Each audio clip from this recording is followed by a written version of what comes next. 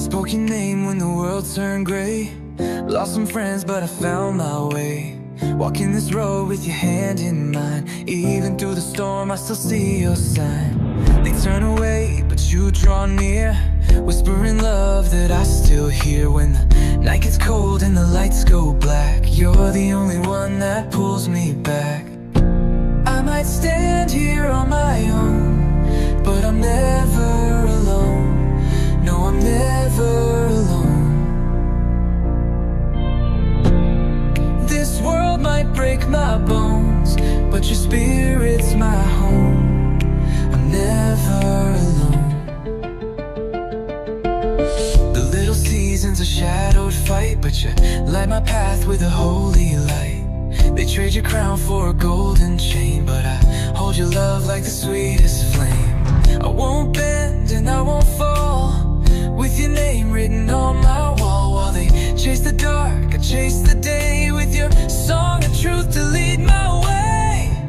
I might stand here on my own, but I'm never alone. No, I'm never alone. This world might break my bones, but your spirit's my home. I'm never alone.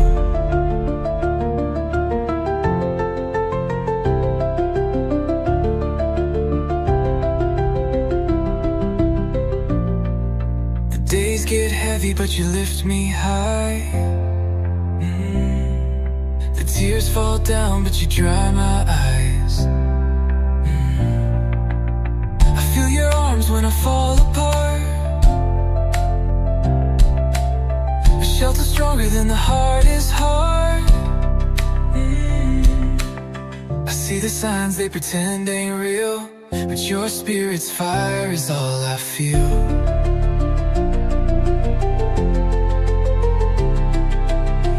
Walk this valley without fear, 'cause your heartbeat's the only sound I hear.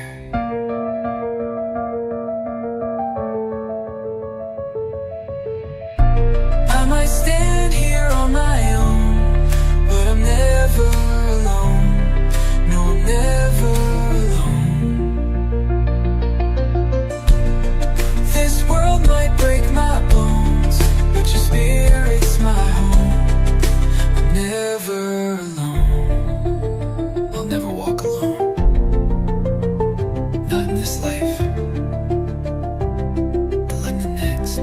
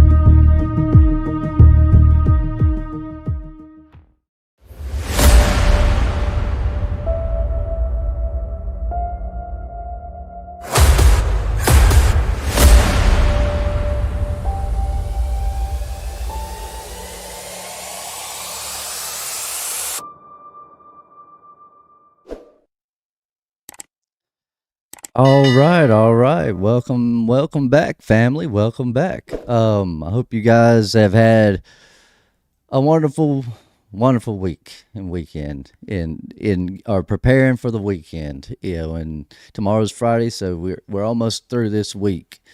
Man, I really hate that I missed Connor's live last night. Of course, I watched it right after, but man, I got home and I said, man, I'm going to lay down in the bed and turn on this big TV and I'm going to watch this show for a minute. I wasn't even under the covers, but my dog Jacob, he jumped up there on me, and next thing I know, I was out.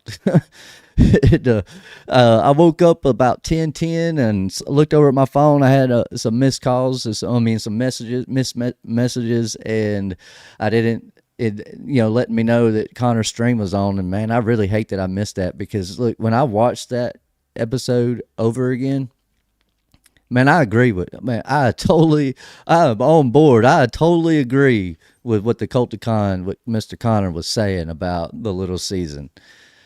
I've said that before, that I don't know why we call it the little season. I mean, yeah, I know the Bible in some translations say little season, but I don't know why we call it that, because I guess because my whole life we always called it the Great Deception. It wasn't the little season. It was just we know we're being deceived. It's like something's going on.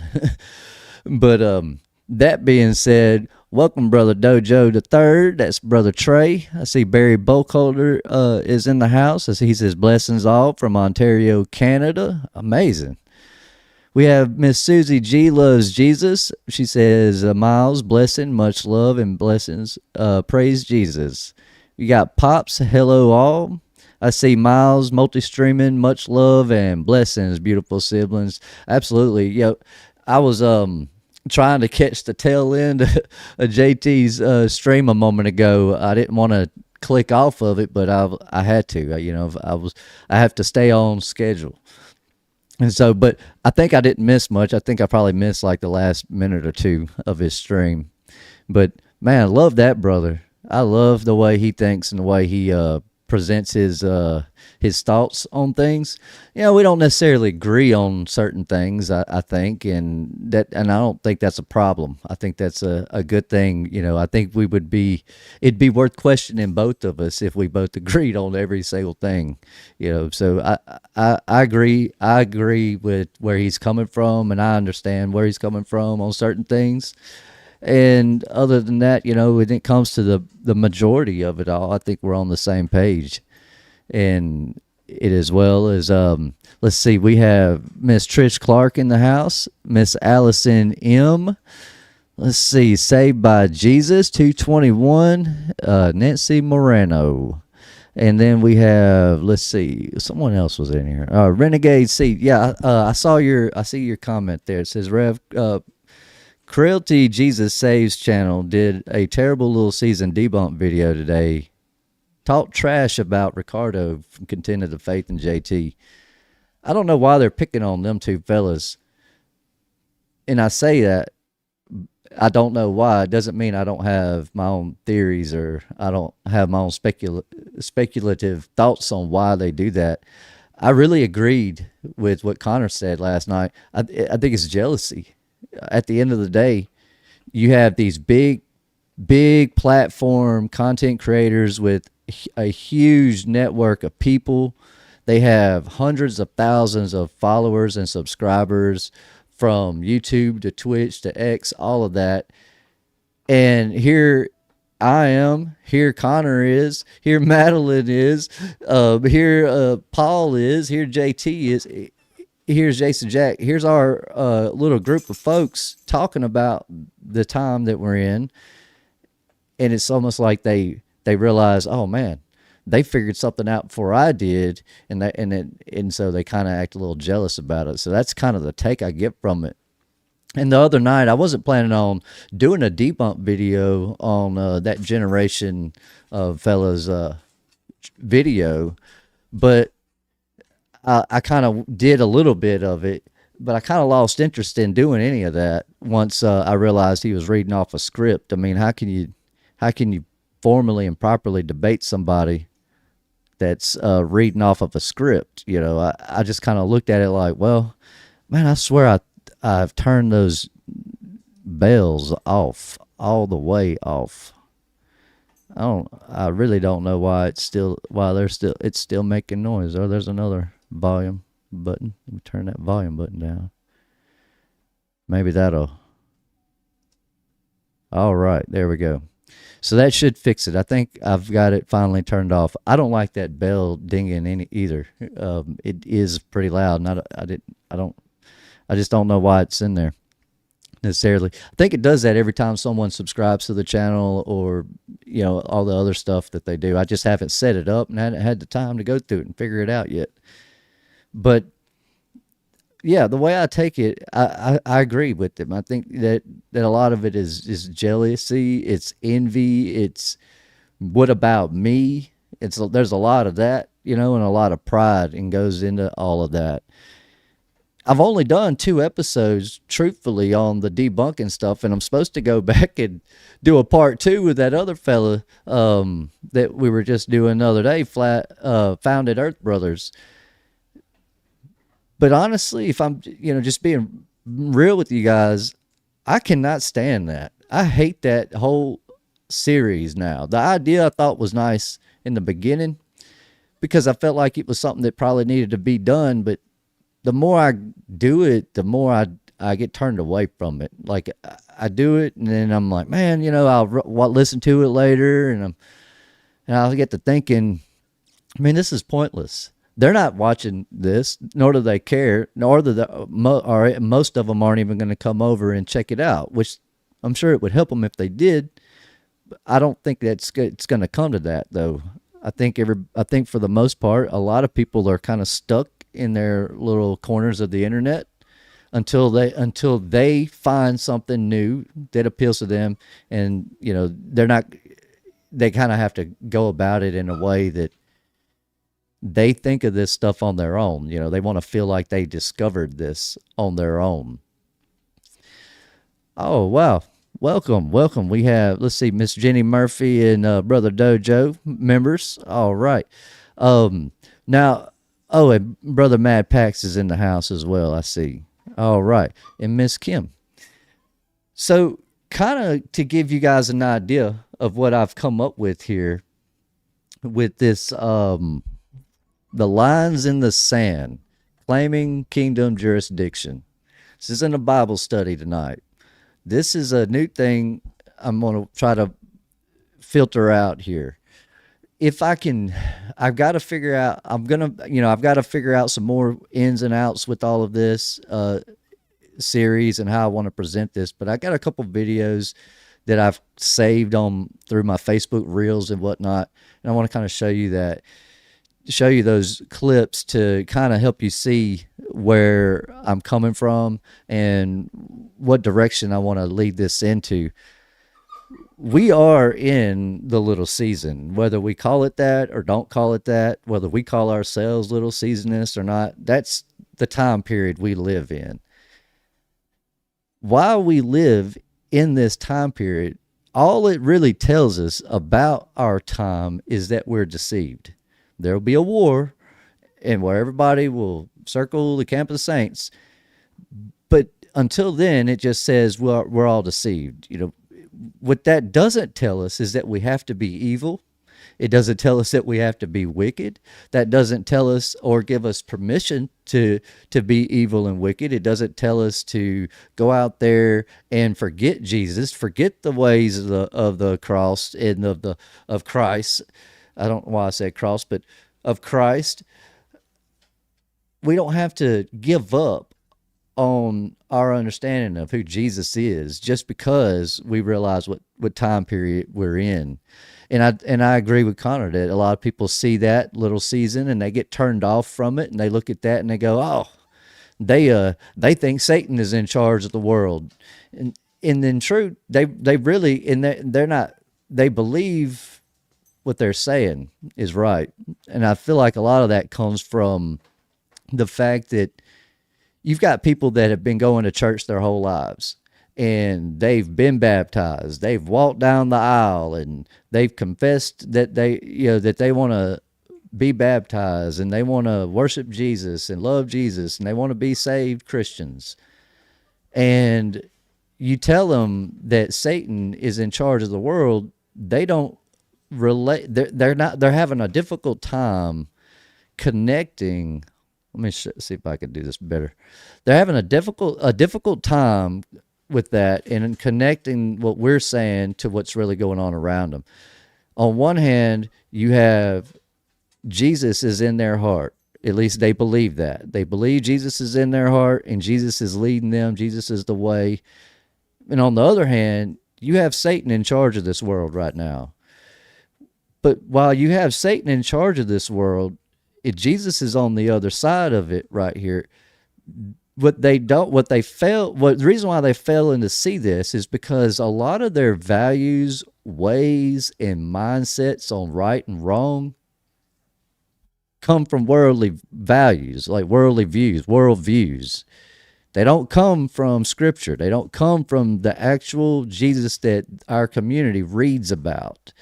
They're not aligned with that. They're more aligned with worldly views.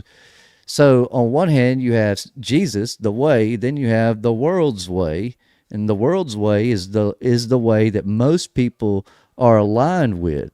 Even the ones that are calling themselves Christians say, "Oh, I'm a Christian," but at the end of the day, they're not going to abide by the Christian ways. They're not going to do the things Jesus says to do. I've kind of talked about government and my run-ins with the law and how I've dealt with that in the past. And one thing that I've been really dwelling on lately is, okay, so we're in the little season, but how do people walk within the world as a true follower of Christ and Christian while not also being a part of it? How do we separate ourselves from that? And how do we do that without getting in trouble, without violating a rule or a law, or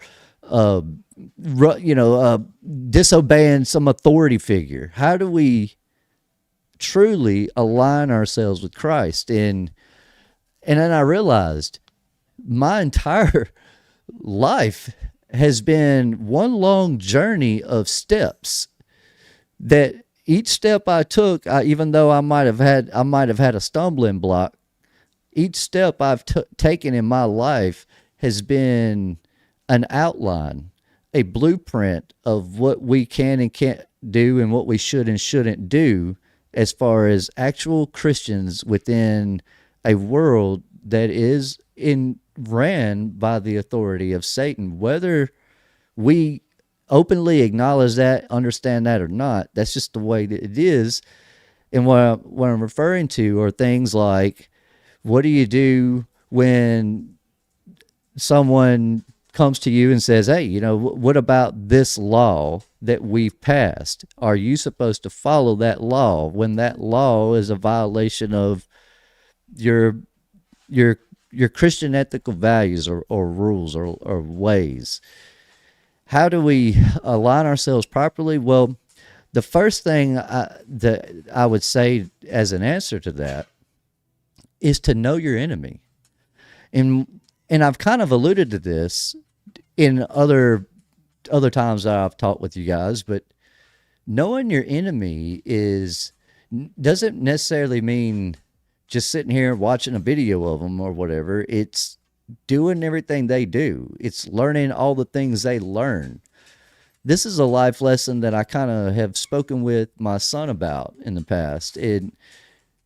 You're grown now. You're in college. You're about to have to make all these worldly choices, but let's not lose focus and sight on what's right and what's wrong. At the end of the day, I need him to understand you need to learn what everybody else in this world has learned. It's the only way you can actually really combat them in regards to what's right and what's wrong. And I know I may have made that sound kind of like jargon or whatever, but the simple point of that is this: in order to understand where people are coming from that are not of the understanding of the little season, you have to know where they've been and what they've learned. You can't argue with someone about gravity if you don't know anything about it. You can't argue with someone about the solar system and how it's silly, how everything's spinning like this, going around the sun at a ungodly speed. You can't argue with someone about the silliness or the incorrectness of any of their thoughts on what they believe is real and not real without knowing about it yourself. Now, I'm not saying that we all need to go sign up for college courses and go learn school stuff. Most what everybody else knows, we all know. We all went to school and learned the same stuff. No one in this chat or anybody else's chat knows anything anymore about grade school chemistry or grade school history lessons or anything like that. We were all really taught the same things. Every now and then you'll have someone like the Neil deGrasse Tysons where they go out and go to college and study all this other extra stuff, and now they know a few more things than everybody else. The issue is that does what they know help you and me? Is it a benefit to society for them to know that? And is it real? And is it the truth? While I was struggling through my 20s with whether or not this stuff should be believed or not believed, I didn't know what was real and what wasn't real other than what people told me. And a lot of times when people would tell me things that don't make sense, I would try to validate it, fact check it. Let me go research that and see if I could, because I don't know if I believe you. And I don't know why I've always been that way. I don't know why I've always had a hard time just believing what other people say. Oh, by the way, good evening, Brother Ceiling Fan Man. One of your I meant to tell you this. One of your patrons emailed me, and I totally forgot to email him back. I definitely emailed him today, though, and so we are on course with generating this plan to get this panda dog from Mississippi to Washington, Seattle, Washington. So we're working on that. As far as Brother Trey's dog, his little pup is going to be delivered to him within the week. As it turns out, I don't know that I'll be able to make it up there this weekend, but next weekend, 100%, I'll be able to make it up there, Brother Trey. And I meant to tell you that earlier. I've been totally swamped with worldly stuff. But back on course with where I was talking about, at the end of the day, you have two jurisdictions. You have the jurisdiction of God, and then you have the jurisdiction of Satan. And what I'm talking about is, let's see if I can do it this way. Maybe I can draw this stuff out. All right. What I'm saying is that you have two jurisdictions. On one side, you have Jesus, and the other side, you have the world. And what's crazy is that in the middle down here, you will have the Constitution. And for some reason, they have that right above us. And so what I'm saying is that we're down here when you're born. This is us. We're born down here. And then what happens is the minute we're born, we're subject to this Constitution because of who is in charge of this world. This Constitution here is going to give you and me, upon our understanding of how to read and write, from that moment forward, the option to choose this way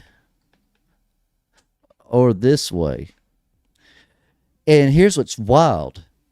Most everybody chooses this way because it's easy. It's the easiest thing. It's what everybody else is doing. No one's going to bother you. No one's going to hurt you. You're not going to get arrested. You're not going to jail.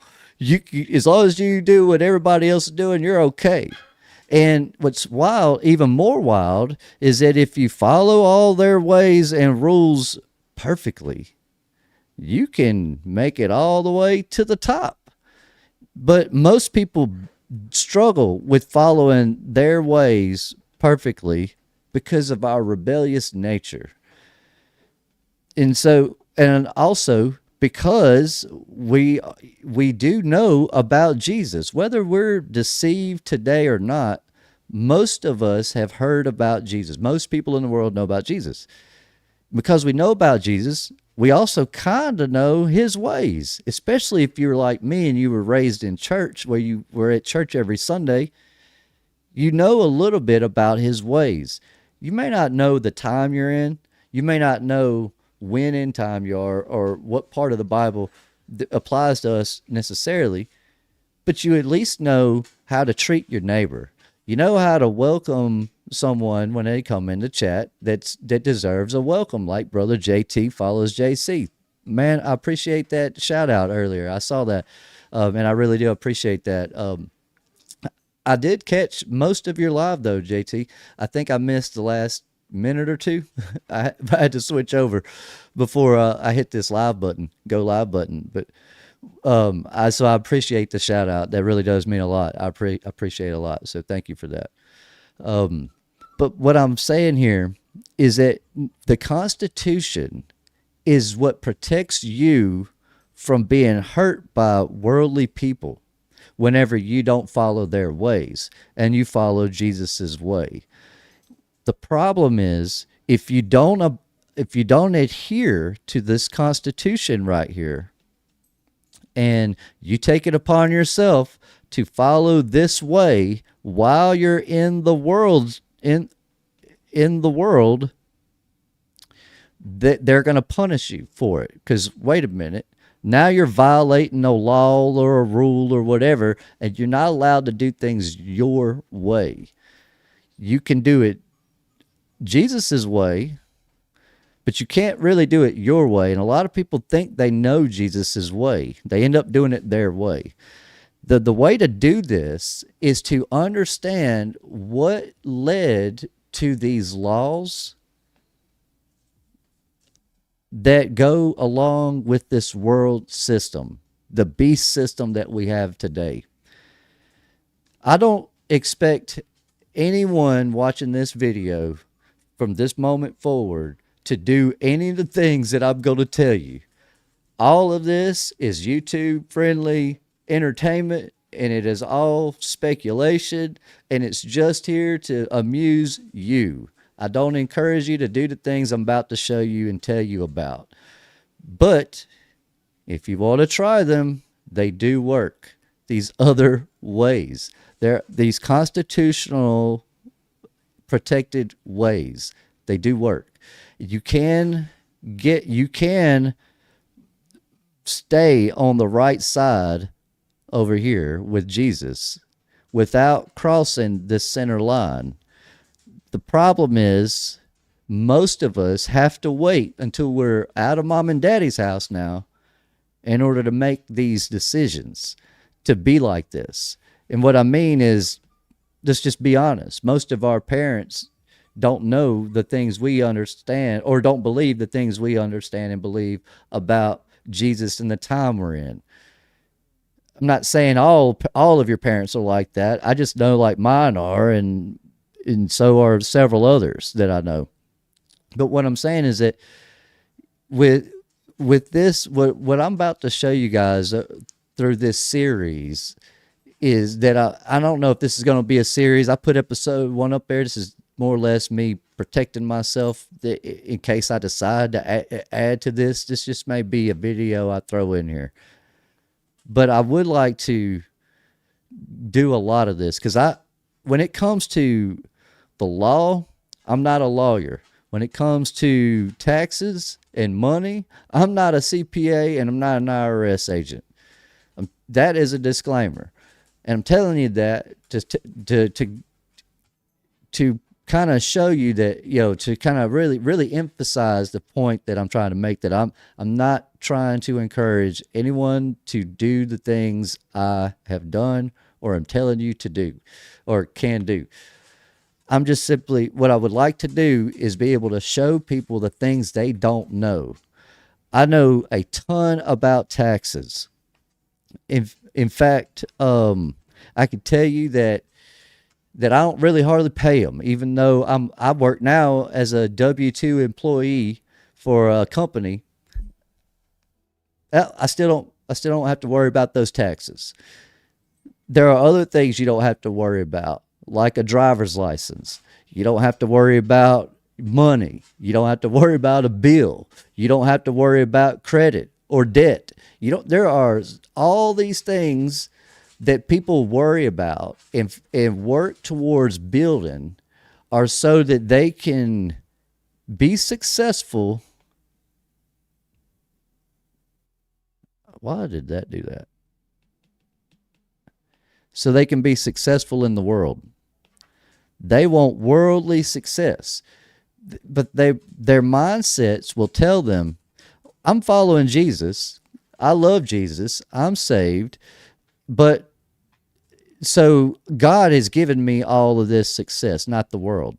They're gonna give credit to God for all their success they got through the world, but what they're not understanding with this is that if you are completely on this side of the line from the day you're old enough to make these decisions for yourself, and you're never over here, then it doesn't matter that you love and believe in Jesus. You chose the world over Jesus. You're the lukewarm. You're the middle.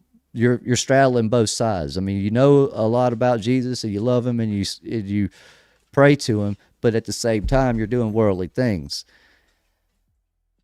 What I'm trying to expound on is kind of like what JT was talking about earlier in his stream about monetization and making money through his efforts in his work on YouTube and other platforms. And I commented that Abraham, or before he was Abraham, when he was Abram, God blessed him greatly within the world, not of the world, but within the world. Abram's brother had, died in the fire that Abram was supposed to die in. Abram ends up inheriting his brother's land. Then they end up moving to Canaan, and he settles there. And he grows and he becomes really well known throughout the world as somebody who's really wealthy and established. Now, he doesn't do all this by himself. True, God gave him a lot of this stuff and a lot of those opportunities, but he had men following him. He had men helping him. He had a group of people working together to help create his success. With us, we don't have that too often. It's very rare that a group of young men or women grow up together and help build each other. Most people are focused on self-preservation, building themselves up and hoping that everybody that they love does the same thing and follows suit. Well, the crazy thing to that is that you have different levels of success. And what'll end up happening is someone will say, "Hey, let's go. I want to get to the top." And so they're going to make all the right choices that's going to lead them to the top. But a couple people are going to stop about midway because sometimes they choose Jesus. Just the way it is. They're not willing to cut this guy out out of a business deal if just because it means boosting them up a level. But this other guy, he didn't care. He'll cut that dude out in a heartbeat if it means getting up there. But some people are going to get a little success, but then choose Jesus other times. What I'm trying to explain is that I watch people like JT, and I don't see him over here in this line, on this side at all.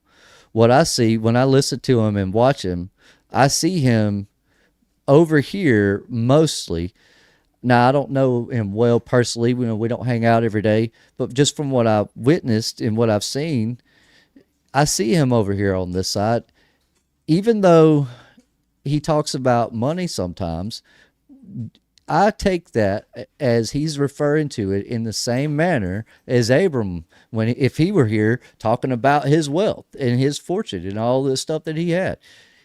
It's he serves Jesus, and if Jesus is his God, he can be in the world and not of it. In it, but not of it. And some of us can do that. Obviously, a lot of Christians can't do that. And we know that firsthand. We see a lot of these debunking videos where they're not just trying to debunk it, they're trying to make us look silly and ridiculous. They're trying to hurt us and attack us. To understand fully what I'm saying, we will have to go through a lot of stuff. So this may end up being a series. And what I mean by a lot of stuff, there are a lot of pages to read, documents like government documents and whatnot that help you understand this, where I'm going at with all of this. But we'll have to read these things too, so you can understand and see what I'm talking about. One thing when it comes to all this stuff, people of the world will look at you and go, for example, I'm just going to use the license thing as an example here. They'll say, well, you got to have that. How are you going to drive? And I'll say, what do you mean? I'm driving just fine. I mean, the vehicle's moving just fine. I mean, I don't have an issue. I could put my key in the ignition, turn it on, hit the gas pedal, and go anywhere. License or no license. Most of the time, I leave my license at home. I'll forget it. Don't even bring it with me. And then they'll say, oh, but what if you get pulled over? Now, what if? I mean, why would I get pulled over? Okay, so say I do. Well, that's the part that gets them, and it gets everybody. It's the part where you get pulled over. What do you do then? Because that's when your friends are looking at you going, well, remember, you don't have your license, so you're probably going to go to jail. In their mind, they think you deserve that. Well, there's a way to address these police officers. The problem with following that line that I'm telling you on the right side is what happens is you still go to jail. You still get arrested. Yeah, you are riding around without a license. You get arrested and you go to jail. Then you go to court. When you go to court, that's when the magic happens. That's where you're going to get paid a lot of money. You're going to go in there, you'll explain to them when it's your turn to talk, you'll explain to them the law. And when I say explain to them, you have a right to know the law just as much as any lawyer. Your Constitution provides that fairness and fair opportunity for you. You need to really know that Constitution if you want to really manage through society without being homeless, without being short on work, without being short on opportunities. You really need to know what the Constitution says. Not in the same way you need to know what the Bible says, but you need to know what it says because your enemies wrote that so that you and I could escape their trap if we choose to. But it has to be your choice. Your choice in following Jesus. Let's pull this back up. Yeah. Your choice in following Jesus is not always going to be easy. Sometimes it will be hard. And what that means is little things like the driver's license. The driver's license isn't required for you to go to the grocery store or to take your vehicle to work or to go pick your kids up from school. The driver's license itself is only required if you are getting paid to transport goods. That's a truck driver or a mail person, or if you work for a company where they need you to drive their company vehicles. And in those cases, you need a driver's license. Like me, for example, so that people don't call me a hypocrite, I have a current and clear and clean driver's license, and I'm going to always have one. Even though I know I don't have to have one to survive and move around in the world, I have to have a driver's license because where I work, they require me to drive their vehicles. And therefore, I'm getting paid to do that service. That's called trade and commerce. Because I'm doing trade and commerce, I have to have a driver's license. That's part of that Constitution. I'm not spelling that right, but whatever. That's Constitution, right? That's where that comes from. Now, what this means is if I were, say, self-employed or I worked at McDonald's and I don't have to have a license there, I don't need a driver's license ever. What would I need one for? The only reason you need a driver's license, really, is because if you don't get one, you're not following the world's ways, and the world doesn't know that you follow Jesus, because that world also, most worldly people also think they follow Jesus or Buddha, whoever. You follow Jesus. They don't know that. And so they look at it like, well, you're not following our way. What are you doing? And you say, well, I'm doing it Jesus's way. Well, they're going to say, well, nope, that's not going to work, because that police officer doesn't know Jesus's way. He thinks his way is the right way. It's the only way. And so he's not trying to help you. He's going to end up taking you to jail. What ends up happening once you go to jail, you're going to get a chance to talk. You're going to tell them the law, because you have a right to do that. They're going to realize that you know the law, and then they're going to dismiss your whole thing and send you home. That's where you make your money, because the minute they dismiss you, now you hit them with your court fees, and your court fees are what do you I don't know. What do you want to charge for your court fees, Dr. Hugh Manuel? What do you want to charge for your court fees, Trey? I don't know. I charge $2,000 an hour is what I charge. If I go to court, I'm charging $2,000 an hour. I could charge $10,000 an hour if I wanted to. Whatever my fee is whatever I say it is. No one else has a right to tell me what I have to charge or what I'm going to charge for my time. The point that I'm making is that the Constitution is like a contract. So what I'm saying is that when you go to court, because you were given a ticket, they're calling all this stuff what they call it, tickets, court, and all that, because you don't really understand. You're not taught. You don't really understand what all this is. This ticket is a contract. That's what that is. Contracts are only valid if you agree to the contract or to the terms of that contract. When that officer gives you a ticket for doing what you have the legal authority and right to do, he's giving you a contract. When that officer sends a tow truck to tow your vehicle off, and that vehicle goes to the impound lot, whoever holds the title to that vehicle owns that vehicle. If I own the title to my vehicle and it's in the impound lot because this police officer wanted to be silly and take me to jail and all that and violate my rights. Oh, that's another thing. I ain't got to that part yet, the violation part.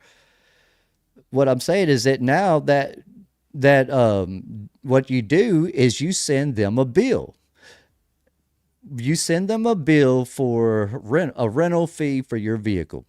They have your vehicle. Even though you have the title, you didn't sign the contract, request them or ask them to pick up that vehicle, you'll send them a bill for holding your vehicle. And every day that bill will incur a new charge every day. What do you want to charge? I don't know. I'm going to charge $10,000 a day and send them a bill. These bills are legitimate bills that once you send them and you put a postage stamp on them, boom, boom, you send it out there. It's a legitimate bill. They have to, the only way that they can deal with that bill, they can't just throw it away and say you're silly. They'll have to go to court. Now you've got a court case. You bring this to the court, your case, the laws that you found through the Constitution in these law books, and we'll go over all of that. Maybe not tonight, but I will show you where all of these laws are, so you guys can print them out, screenshot them, whatever. And you explain that to them. The judge then has no choice but to look at that tow truck driver and tell him, yep, you owe him $10,000 or release his vehicle to him. And generally you get paid plus you get your vehicle back, or at least at the very least, you'll get your vehicle back. Now, all of that's troublesome. It does get in the way of you going to work. It gets in the way of you going to a meeting. It gets in the way if you had something planned, because either you went to jail, now you had to go to court. What I'm saying is that living in the world, but not of the world, doing it Jesus's way is not easy. It's hard. It's hard work. You have to put the effort into it in order for your world, for your ways to end, for you to be successful in the world today without being of the world. It's going to be hard. If it's easy and you're successful in the world, if you're trying to be successful and it comes easy to you, it's because you're not doing something good. You're taking advantage of someone. If it's easy, then what you're doing is you're violating someone else's rights, or their right to do whatever it is that you're doing. What I'm saying is that this part here is your DMV lady. This is your police officer. This is your fireman. This is your alderman. This is your judge. This is your law. This is all these people within government. Then you have to add in the banks. Once you add in the banks, let's get right back here. Now, I know I said firemen, and people are going to hear that and think that I don't like firemen, that I think we need to get rid of the firemen. Now, I'm not saying that. I'm not saying to get rid of police officers either. What I am saying, though, is that we can have all of those institutions and they can still be righteous within the ways of Jesus. We could still have a governing system, like a governing system, I guess, be about the best way to say that.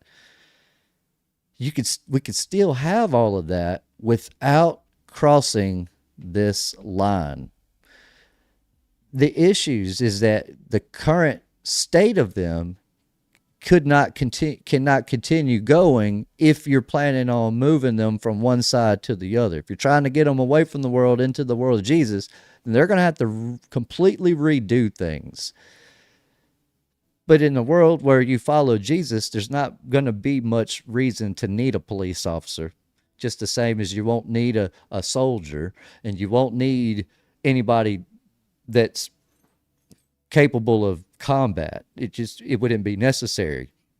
If we were all doing things Jesus's way, we'd all be treating each other the way we want to be treated. And no one wants to get punched in the face. No one wants to get shot. No one wants to be arrested. No one wants to go to jail. No one wants to go through all the terrible things that we put each other through on a daily basis.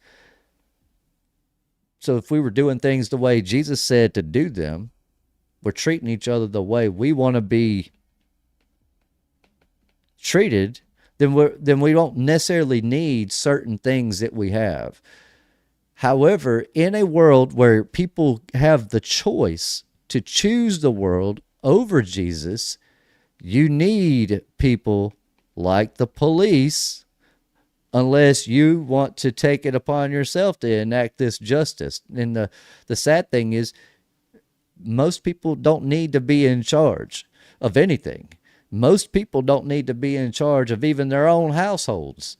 They need someone else to be in charge for them. And so that's why I know and say that the police today are necessary. You got to have them. You got to have them because there are worldly people.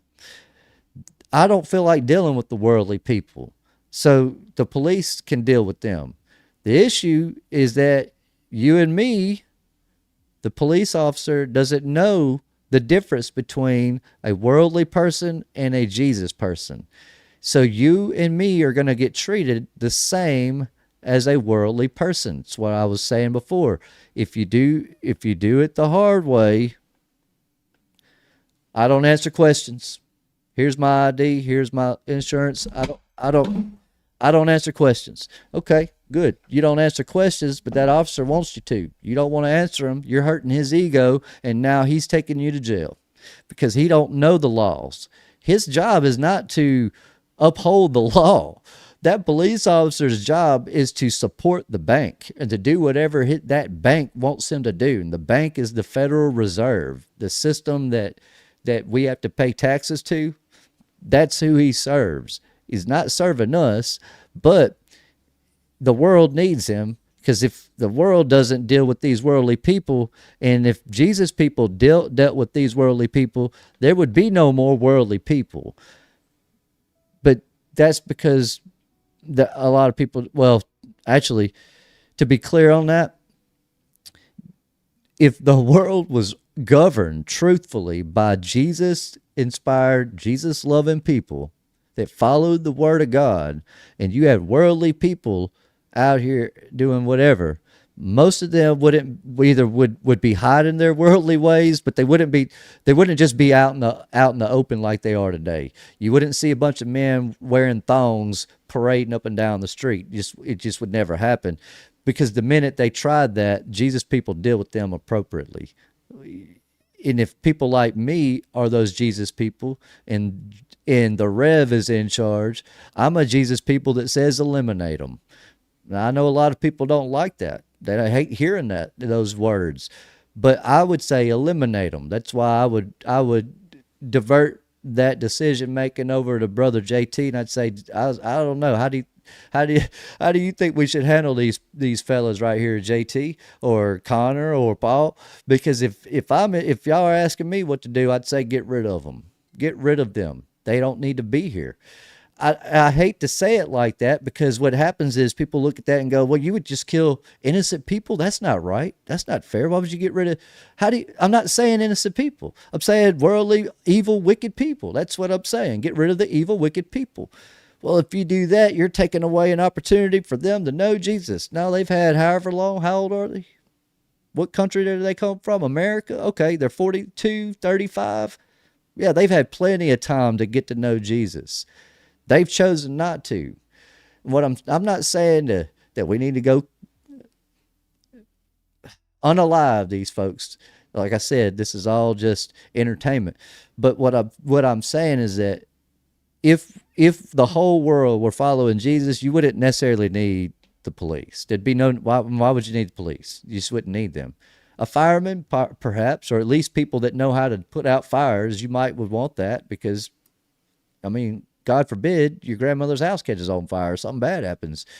You need to be able to deal with that. But we as a group, as a community, as a family, and as a nation of Jesus-inspired, Jesus followers, truth-loving Christians, we would never go without. We wouldn't, and I know we wouldn't, because I don't want to go without. And if I'm a Christian, I'm going to do everything I can to make sure you don't go without, and vice versa. We would take care of each other much differently than we do today.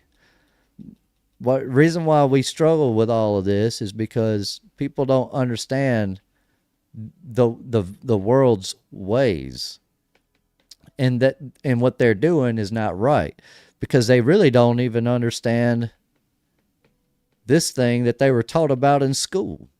This Constitution. They don't even know what it says. They don't know how to interpret it. They don't know how to read it and say, yeah, this means this, this means that. They give that over to lawyers. And just so y'all know in this chat, just so I'm clear on this, if you allow a lawyer to represent you, you are now a legal moron. I know a lot of people don't like me saying that, but you are, by legal definition, a moron. You are a moron because only a moron would allow another man to represent them in a court of law. It's like it's like, imagine standing before Jesus right after you're dead, and some dude who don't know you, he's now gonna represent you while you go talk to Jesus. And so that you wouldn't be okay with that. I'd be like, whoa, no, I'm not down with that. So when you allow a lawyer to represent you, you are by legal definition a moron. You don't, you no longer have the ability to think for yourself or to manage your own affairs, and therefore your attorney will handle that for you. I had to learn this in court because I had actually paid a lot of money to have a really well-known attorney represent me on a simple court case. I mean, it was on a simple traffic situation, and I had to fire her because she refused to uphold the law. She refused to read the script that I gave her to read.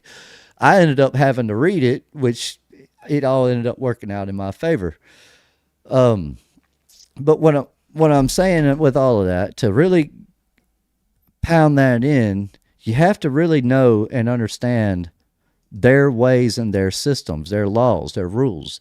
So whenever they say you have to do this or you have to do that, you need to know who they're talking about. They're not talking about faith and tradition or Miss Wendy. They're not talking about Joyful One necessarily. What they're talking about is a version of you. The version they're talking about is the worldly version of you, or either the free version of you. The free version would be you follow Jesus in the way, or you follow the worldly way. So you're following one or the other. And so the version that they're seeing whenever they talk to you and deal with you is they're seeing this worldly version of you. You have to show them and talk to them, explain to them, no, I'm not a citizen. I never agreed to this corporation contract that you guys are dealing with. I'm a free person. I'm my own man. God is my only authority. I have no man on earth has authority over me. You have no jurisdiction over me. I'm bound to the laws of God, to the laws of Jesus. Whatever direction they want us to go, that's the way I'm going. I'm not going this other way, whichever way that is. But this goes back to like these, it just reminds me of like conversations I've had with my own mother. Well, she'll go, if you know that that's going to happen, why do you do it? Well, because it's the right thing to do. And if I don't do it, then my little brother and my sons, as they come up, they're not going to do it either. They're going to do what everybody else is doing. If I don't stand on my convictions, then I'm just a hypocrite. And so if I don't do it the hard way, if I don't go to jail multiple times, if I don't go to court multiple times, I can't stand here and tell you what's right and what's wrong about it because I haven't been through it. At that point, I'm just running my mouth if I'm not actually living by the words I'm preaching. And so I do it because it's the right thing to do, not because it's easy or because it's hard. And what I'm talking about is stuff like this right here. Let me turn this up.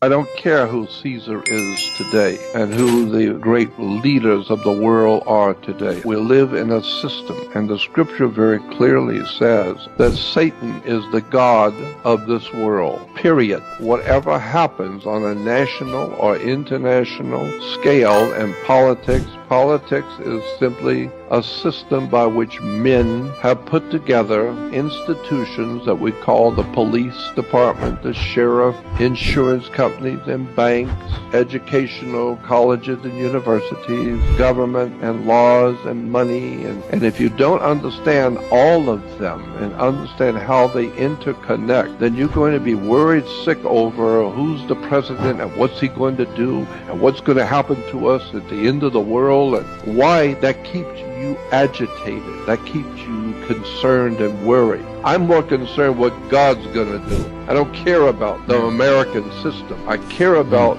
truth and who we really are. All mankind, the scripture says, lies in the power of the wicked one. If you're Yeah. So And did you believe it? I don't care who Caesar is today. yeah. So I love that. I don't care who's in charge, who they say is in charge. I don't care. I don't care about. Now, let me be clear. I care about the people. I care about the person. I don't care that Donald Trump is America's president. That don't mean nothing to me. That means absolutely nothing to me. What it does mean, I guess, on a little level, is that I know that he's the president of this country, America, and he's in charge of all these worldly people. On some level, he may even be in charge of me to a degree. But I've never met a president. Well, let me rephrase that. I have met a president. I've never had one come to my house and tell me what is what, or come to court with me. I don't care about Xi Jinping over in China. I don't care about Putin over in Russia. I don't care about whoever their king or queen is now over in England. I don't even think they know. But I don't care about none of those people, their positions. I care about them as people. Yeah, I don't want to see nothing bad happen to them. Like, I don't want to see nothing bad happen to Donald Trump, just the same as I didn't want to see anything bad happen to Joe Biden. Do I think they should be leading anybody? Nope. I don't think either one of them need to be in charge. I do agree that if you're gonna build on a banking system, you need someone that understands banking. And when it comes to business and banking, Donald Trump knows it better than any politician. So yeah, that would make it just makes sense to put him in that position. I wanted to say this too. Our governor recently, as of last week, just signed into law here in Mississippi that they're doing away with state income taxes. And I know Donald Trump just signed that they were going to get rid of federal income taxes. I hadn't been able to find too much of what I'm actually trying to find with that. But if I understand it correctly, that goes into effect in 2030. I find that very funny because Donald Trump's not even going to be president 2030 unless he ends up running a third term or something crazy happens. He won't be the president. So what I'm saying is that they do all that, decide all that, gets your hopes up, gets you all excited. Oh, I'm going to get to keep my money. Donald Trump ends up stepping down in 2029? Yeah, 2029, somewhere around that. And then in 2030, we have a different president that's going to end up revoking all of that to begin with. And so you're going to enjoy this and have your hopes up I believe, only for them to turn right around and to give them right back to you. You're still paying them taxes. Like, they're not going to just let you get away from those taxes. Paying those taxes it's fundamental to your belief system, your belief in the system. Without that, then what's the point in paying hardly anything? They're not going to just taking your taxes away, especially if they are truthfully going to extend this out to 2030. All right, I thought this was really neat too. I want you guys to see It's this. amazing to me. All this evidence that I've shown over the years of the mud flood. One of the funniest responses I get from the NPCs these are nothing more than just foundations. What foundation do you know comes with completely buried doors and windows, as you can see here in a lot of these shots? That is the Agent Smith effect in action, though. They want us to reject the evidence of our eyes and ears. Like, look at this, a completely buried picket fence. I guess that's just another foundation to the boosted community. But those with open eyes know that there has been many resets left out of our history books. The mud flood was just the last one. The question is, how could they hide it? I mean, in plain sight. You had to hide it right in front of you. The reality, I think, I thought about this today actually.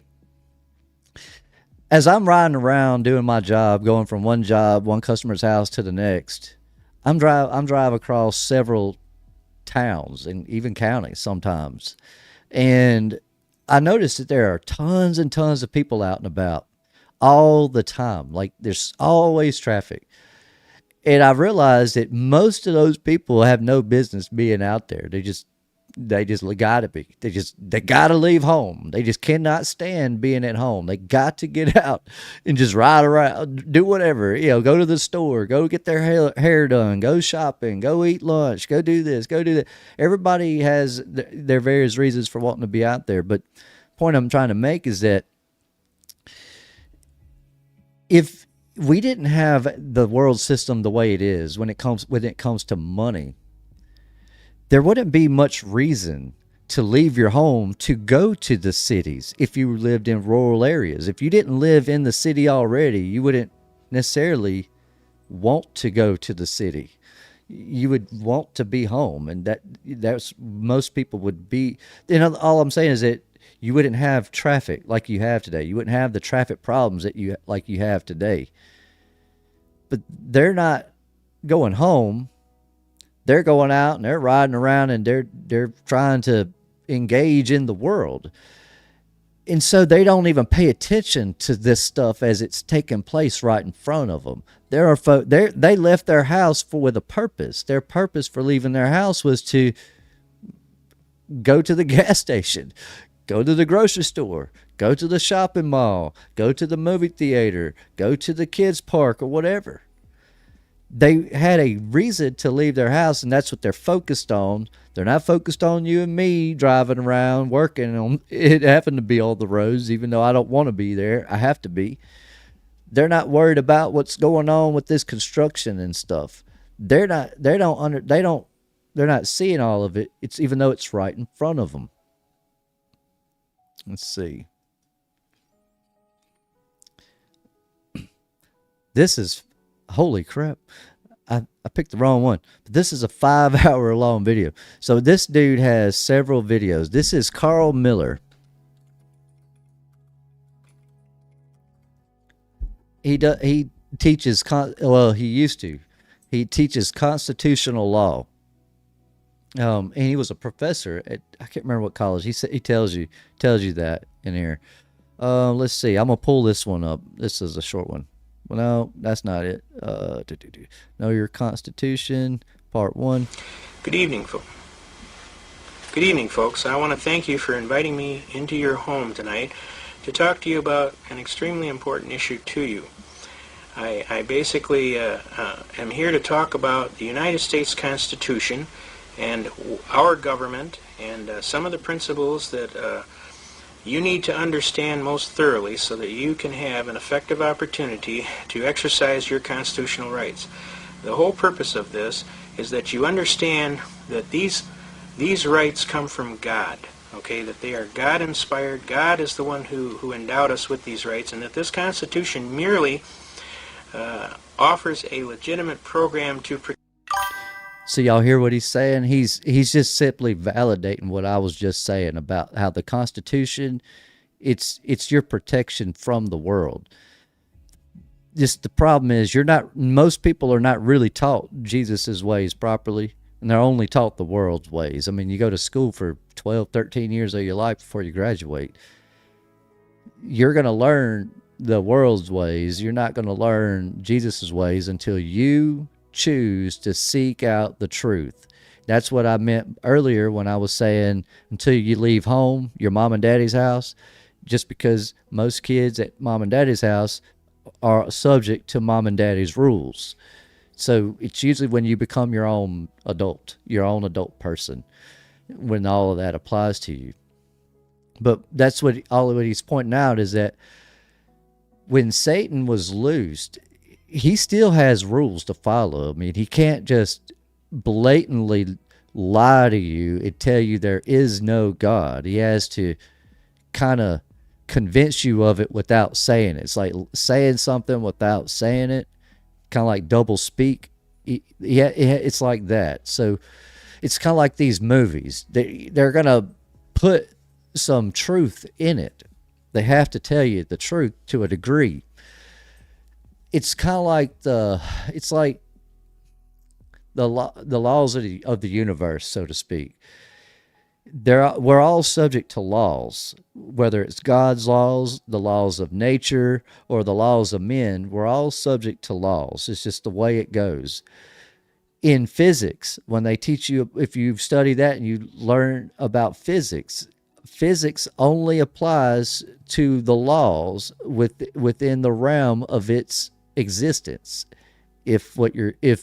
So in other words, if what you're saying is true, then those laws would be true. But what if you're saying isn't true, then those laws would be false.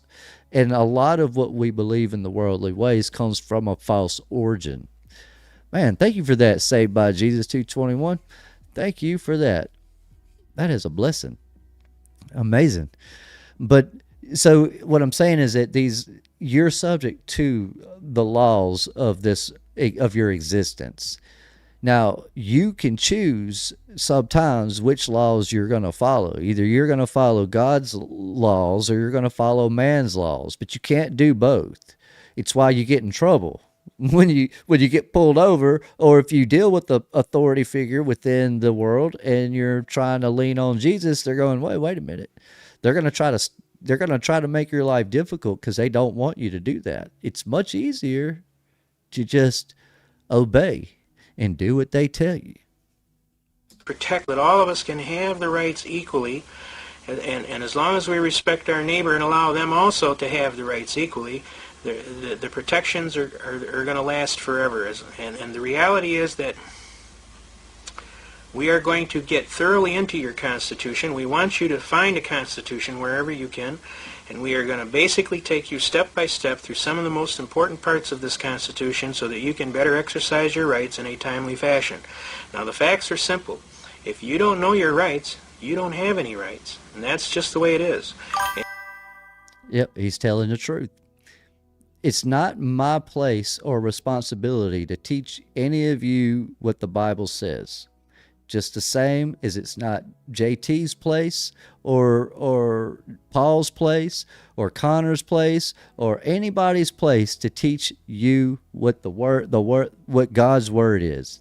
That is up to you to seek that out. Now, that doesn't mean you can't learn it from me or from JT, the same as I've learned a lot from others in my life.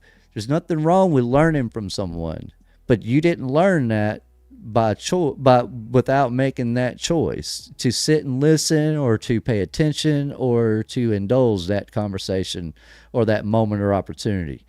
You have to choose that. Your rights are given to you by God, but it's up to you to protect your own rights. No one else is going to do that for you. They're just not going to do that. One thing I've found is that when it comes to trying to understand how to navigate this world, there's not a lot of people like Carl Miller out here breaking it down for you, telling you every little thing you need to know. They'll tell you kind of the gist of something. For example, I see these credit rebuild people. They'll say, we can get your credit, this and that, whatever. It's 3 easy steps, and they kind of mention them, but then they don't really explain to you how they actually did it. They're not going to tell you that they spent 12 hours on the phone on hold. They're not going to tell you that. They're not going to tell you that they had to call 38 different places.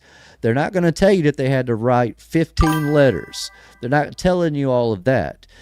Reason I'm pointing that out is because when people see those videos, they love them and they click on them and they just cling to them and they go, yeah, that's what I'm going to do.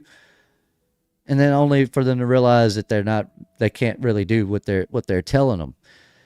That's a gimmick. It's the same thing. We were dealing with that this weekend, trying to fix this young man's car. His front wheel bearing, we were trying to figure out how to get the knuckle off, the steering knuckle, and it wouldn't come off. I was sitting there looking at it, and I was just lost. I said, well, we'll watch this video. 15 videos later, we finally just said screw it, and I just started taking it off, because every video tells you what to do, but then they don't show you. They just show you the completed part of it, like the after part of it. And so a lot of people aren't doing what he's doing, what Carl Miller's doing. But that's what I would like to do with Lines in the Sand. Lines in the Sand is so that you can understand, even if it's questions, like if you guys have questions about stuff and you go, well, I'm dealing with this or I'm dealing with that. If I can help you by showing you where to find those answers, we'll we'll throw that in here. But Lines in the Sand is what I'm wanting to do with it is, like I said before, is I want to show you guys, not just you guys, but everyone who watches this, that there not only are there ways to navigate the world and be successful without jeopardizing your soul or your faith in Christ, but there's also these worldly ways that while we're going through this, you hopefully will then see how they're deceiving us, like how how they're actually doing it. So when people say to you, well, how did they do that? Well, you can say, well, like this is how they do it. And hopefully we'll have the steps laid out within this series for you. All right, let's continue. And if you certainly couldn't exercise those rights timely if you don't know what they are. So what's going to happen is they're going to tell you what your rights are, and do you think they're going to tell you in your favor? Certainly not. Now, we've come a long way to put this program on to help you. By the way, my name is Carl Miller. I want to thank you again for inviting me into your home. We're going to proceed with vigor. I should tell you a few things about me, that I'm a prior service soldier. I served 3 combat tours, Republic of Vietnam. I should tell you that I was a participant in the top secret project called Blue Book, where the officers in the jungle smelled a rat in a woodpile, and they decided to pull their top soldiers aside, and they come on over here. We want to talk to you. And they took their top soldiers in the corner, and they started teaching them things like duty, honor, country, pride in the Corps. They taught us history. They taught us all kind of programming as far as what's going on in our government. They taught us the Constitution. We had to be able to rattle the Constitution off just like we would any manual of arms. And this all took place totally top secret, so that we wouldn't offend any chains of command or any presidential problems similar to what happened between General MacArthur. The bottom line is this was taken totally upon their own, shall we say, careers to pull this thing off. And this happened all throughout a lot of the military services in Vietnam. Marine Corps, Air Force, Army, they all pulled aside their best people, and they started putting everything on and teaching us our Constitution. So I'm going to try and instill in you that flame that was instilled in me over 25 years ago, in which I have been transferring ever since. I have been fighting tooth and nail to defend the Constitution. I have helped thousands and thousands and thousands of other people do the same. I teach people how to be their own counsel, to stand up in courts of law, and be able to exercise their constitutional rights in a timely and effective manner. And the good Lord willing, I'll be able to keep doing that. So why don't we right now try and get into some parts of the Constitution. The most important thing that I can teach you about this Constitution is the importance of reading it. You must read the Constitution and understand what physically is involved. You must know your rights and timely assert them. That is your burden. If you do not, then a legal term called laches incurs is in full force. Laches is a legal term which is defined as a laches is a species of action wherein a party of reasonable intelligence and integrity, having a right to take an action as is prescribed by law, and having failed to timely do so, loses all. Okay, so I'm going to give you an example of what he's talking about. Okay, so I'm just riding around and I come across a house. Mad Pax owns that house. I walk up to Mad Pax's house and I knock on the door. Mad Pax opens the door. Hey, how you doing? I'm fine. I want this house. I want this house, and I want you to give it to me. Mad Pax says, no, I'm not doing that. And I end up presenting him with a legal document that states that I now own the house. Where I got it from is not relevant. What matters is I have the document. Now that I have the document, he has to make a decision. Now, this is not a real thing. This would never happen. But just as an example, what he has to do now is he has to then reject that whatever paper or letter or document I have. He has to reject that in a court of law. And so he has to do his due process and due diligence. He's going to have to go down, file this and file that and file whatever. There are things there are procedures he'll have to follow. Otherwise, what's going to happen when Mad Pax laughs at me and sends me on my way, I'm going to go to the courthouse. I'm going to present my situation to the courthouse, and what's going to end up happening is they're going to then file a court date. As far as the court is concerned, I'm making a claim that I own this house, and Mad Pax is saying it's his house. Doesn't matter that Mad Pax grew up there and has lived there his whole life. Matters is that I've now established a system through the court. Like I've established a method through the court to earn and win that house. Now, if Mad Pax doesn't show up to court, doesn't matter what he thinks. I now own that house because the judge is going to side with me because there's nobody to go against me. You didn't show up. But now when Mad Pax does show up, he has to bring all the proper paperwork. He has to bring his title, he has to bring his license, his registration number, all this information, or even witnesses perhaps. Sometimes it comes down to that. But if he doesn't have all of his stuff, every single piece of paperwork that he's supposed to have, well, he still loses the house and I win it. Doesn't matter that he built it and it's his. That's what he's talking about. When it comes to the Constitution and your rights, if you don't know them when that moment comes, then you're just as big an idiot as anybody else to them. And so they're going to treat you just like that. It's like, that's why you'll watch videos where people will get pulled over, for example. The cop goes up to them and says license, registration, or whatever. You know why I pulled you over? And they go, I don't answer questions. I don't this, I don't that. I don't submit to any searches and seizures. I don't answer questions. And the cop pulls them out and arrests them, takes them to jail. And then in the comments section, all you hear is, play stupid game, win stupid prizes, stuff like that. The reason you have those videos like that is because that person didn't know their rights well enough. They didn't understand the Constitution well enough to articulate it to that police officer. That police officer, while he is trained to treat everybody the same way, he's also trained to pick up on certain words and certain phrases that people use. Only certain people will use these phrases.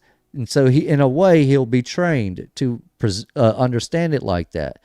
So if you don't say exactly the right thing at the right moment, yeah, you're going to jail. But that gives you time to gather yourself, think about what it is you had to say again, and then plead your case once you go before the judge. Or if you get released, you bond out or whatever, when you go to court and fight it, that's when you'll have your time to say what you need to say. And often you can just write it down and read. It's easier than having to memorize this stuff in just kind of speaking it like that. But what I'm saying is that's what he's talking about right there. All right to proceed. So what is actually happening out there, folks, is that latches is occurring because most people don't read their Constitution and know what's involved. So then you are left to being told, well, that's what it means. Okay, so you just got to do what you got to do, and you're told, and they're going to tell you in favor of them. They're not going to tell you in favor of you. So it's better for you to read the book and understand what's in it. It's not a very big book. I highly... Yeah, like he just said. Goodbye. And they're going to tell you in favor of them. They're not going to tell you in favor of you. The world's laws and rules are always in favor of the world. They're never going to be in your favor. So everything they do, when you're talking to man, I hate picking on the DMV ladies, but when you're talking to the DMV lady, even though she knows you or likes you or thinks you're this or that or whatever, if you don't have all your proper information, your paperwork, if you don't write things the right way or pay the right amount of money or whatever, she'll deny your stuff. If she has a valid reason, she's going to deny you your license. She's gonna send you away. Nope, come back when you have it right. And that's, so in a sense, that's what he's referring to. They're not. It's not that she hates you. She just loves herself more than you, and so she's not gonna jeopardize her job to make sure you get a license if for some reason you're not supposed to have one, or if it's been suspended or something like that. I'm in a way, I guess you could say I'm taking up for her in that, the DMV lady. I'm taking up for him in that sense, but because it's not just, I wouldn't do it either if I was her. I wouldn't give you a license if it was suspended. However, her position is there only to help you maintain and collect and receive that license, to issue out that license. That job is there because they need people to govern the people out there on the roads within their worldly system. So every part of it is just a branch within the world. They're not all just out there evil, trying to hurt you. But they are going to hurt you when it comes to your way, Jesus's way versus the world's way, because they don't understand the worldly people. They don't understand Jesus the way that they're supposed to. Let's see. I want to pull this back out. This is what I wanted you to hear this too. Let's see. We'll do this one here. What is called positive chain. And every time they see you in that goofy hat you wear, they go, oh, for God's sake, don't give that guy no ticket. I have actually been pulled over, listening to the program, didn't have no plates on my car. Policeman called, he says, you got positive ID on the guy? And a friend of mine was taping it off his police radio. He said, yeah, it's him. He said, well, for God's sake, don't give that guy no ticket. And the guy says, Sarge, he ain't got no plates on his car. He said, I don't give a damn what he ain't got on his car. Don't give that guy no ticket. He said, but Sarge, he told me he's just been waiting to fight it and beat it all the way to the Supreme Court, and I wrote that on the ticket. He says, you give that guy a ticket? I said, I just told you not to give that guy a ticket. What are you, deaf? You got some problem with your hearing?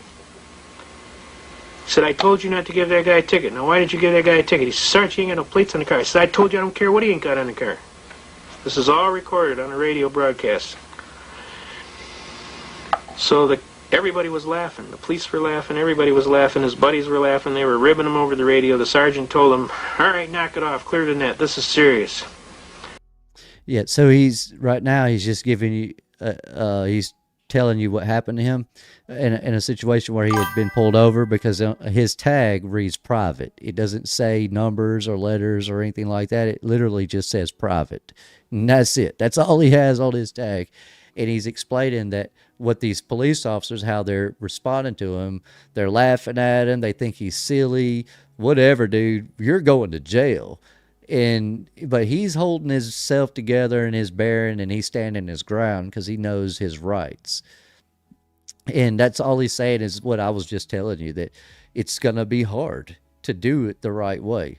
If you want to work for someone and have a W-2 and not pay taxes, it's going to be hard. You're going to have to keep up with a lot of your spending habits. Like, you have to keep up with a lot of stuff. And if you don't, then, well, you signed the W-2 to begin with, so you're bound to that contract. You'll end up paying those taxes and not getting any of them back. He said, fine. He said, you give him a ticket? He says, fine. He says, tomorrow morning at 9 o'clock, I want you to be in here when the city attorney comes in here, and he says, you're going to personally deliver the ticket to him, and he ain't going to be real happy with you. Because he hates that guy. Every time he goes to court, that guy blows his doors off. He looks like a fool. You give the guy a ticket. Now he's got to go to court. So sure enough, we go to court. Come up before the court. Judge starts operating like a prosecutor. He starts asking me all kind of discovery question. I call it as soon as they call the case. Now, Yeah, that's right, Susie G. She said he may be truthful, but most people that do this go to jail and have their vehicle impounded. Yeah, yes, that's right. And yeah, I'd actually addressed that earlier. But you're right. Most people that do this will end up going to jail, but you don't stay in jail. You get released really quickly a lot of times, and either you bond out or whatever. Now, I'm not saying that, like I said before, I'm not saying to follow this guy and do what he's saying, because there's a good chance that you will end up going to jail. But that's the hard part. That's part of it being hard. You will probably end up going to jail, but you will win in the end. What I'm saying is that, like, for example, in a clear-cut situation where everything works out well, you end up winning your case. So you're going to charge $10,000 an hour. You were there 5 hours, so that's $50,000 that you're going to bill to the courthouse. Then you're going to turn around and sue the police officer and his department for violating your constitutional rights, and you can sue them now for that since you've won in court. That can go anywhere from $10,000 to I've seen them do $100. I've seen people win $150,000 or even way more than that off of this stuff, depending on how aggressive the police officer was. That's another thing. The worse the police officer is to you, the bigger your payout will end up being. And so what I'm saying is that, yeah, there are ways to get through this world, but it's not going to be easy. If you're trying to go to your son's graduation and you're on the way and you get pulled over and you follow this man's ways, you're not going to that graduation. You're going to miss that worldly event, whatever it might be. But that's what you have to do to stay aligned with Jesus within the world. Problem is, most of us don't have time for that. If I got pulled over and I didn't have a driver's license, I'm gonna lose my job. I'm gonna end up not being able to live stream. I'm not gonna be able to run this channel, and you guys will never see me again. Probably, I'll probably end up never coming back, type of thing. So there are certain things that I'm not gonna go against, like the driver's license. And like I said, I'm not gonna tell people not to get one, but yeah, you don't necessarily have to have one. Now, this is something important you got to understand. You're going to be your own attorney, then you got to know all of the programming. When you hear them call your case, you get off your tail feather and you run right up there as quick and as expediently as possible without knocking anybody down, and you say, "Ready, Your Honor." You state your appearance.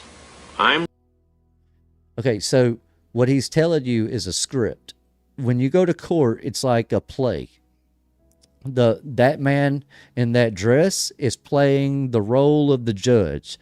The other man in the suit standing beside him, he's playing the role of the prosecutor. You, representing yourself, are playing the role as your own attorney. An attorney knows the law. You better know it, because if you don't know it, they will use what they know against you. So you've got to know what you're talking about. And so it's a script. When you go up there, you present yourself a certain way. You say a thing, your name, whatever you're there for, whatever you need to say. It's a script. If you don't follow the rules within the structure of the courthouse, the play, then what ends up happening is they end up putting, you end up losing. You don't win your case. You will win your case, though, if you follow the rules that are afforded to you through the Constitution. And I'm not saying all rules, just those certain rules that are provided through your Constitution. And that's like the right to travel, so to speak. That doesn't mean you have the right to go steal, to go downtown and take stuff from people just because you're not a citizen and you're a free person to do whatever you want. That the Constitution does not allow you to do that. And so I don't want to confuse people. I don't want people to get confused with all of that. I'm so-and-so, hearing before this honorable court.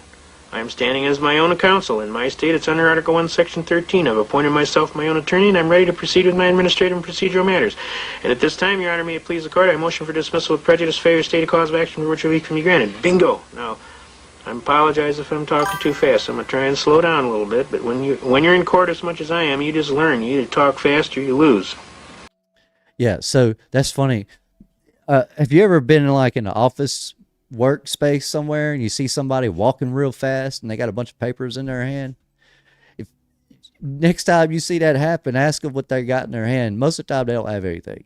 They're moving fast with those papers because it makes them look busy, and so people just assume they know that they're doing right.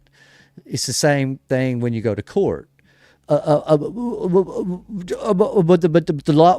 the law says I don't have to. If you talk like that, then they're gonna just assume you don't know what you're talking about, even though you might, and you're gonna be treated like somebody that doesn't know, which is everybody else. You're gonna be treated like everybody else, and so what would a fella who doesn't know any of this stuff do if he goes to court for a speeding ticket, for example? He's in court for a speeding ticket and he says, I don't have to have a license, and the judge says, you sure about that? He goes, yeah, I watched a YouTube video. Well, that's not gonna work. Even if you and I know this stuff, sitting in the back watching, he's going to jail or he's getting a ticket. He's going to end up with that fine. He's not going to get out of it. It's so you've got to be able to play the part right. It's acting. It's all acting at the end of the day. So I apologize if I'm going a little too fast. I'm going to slow down. I'm trying to make it easier for you folks, okay? But the judge bips off right away. Well, you got a ticket on such and such. I said, whoa, Your Honor. I said, are you the judge, the disinterested third party that's trying this case? The trier of fact? He said, yes.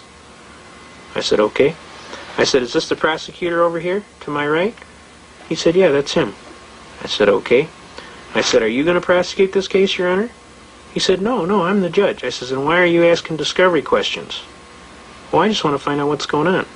I says, isn't that his job over there? That's what he's supposed to do. He's supposed to present his case as the prosecutor, trier of the case.